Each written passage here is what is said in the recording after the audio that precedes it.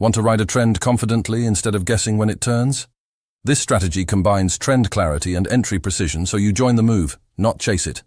This strategy combines three powerful tools: the HAMA, Heiken Ashi Moving Average indicator, bars that change color only when momentum shifts, telling you the trend direction. A 50-period Exponential Moving Average, 50 EMA, to filter the trend. HAMA bars must be above it for buys, below it for sells. The ASC Trend Arrow Indicator, your precise trigger, shows an arrow when momentum's ready to enter. Buy setup. HAMA bars are blue and sitting above the 50 EMA. Price retraces, pulls back, toward the HAMA bars. ASC Trend plots an up arrow, that's your entry. Stop loss, beneath the recent support swing. Exit when ASC Trend flips down arrow. Sell setup.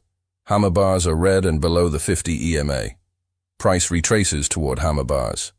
ASC Trend plots a down arrow. Enter short. Stop loss, above recent resistance swing.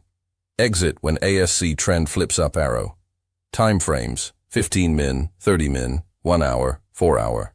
Currency pairs: major and minor FX crosses. Pro tip: the key here is trend plus precision entry.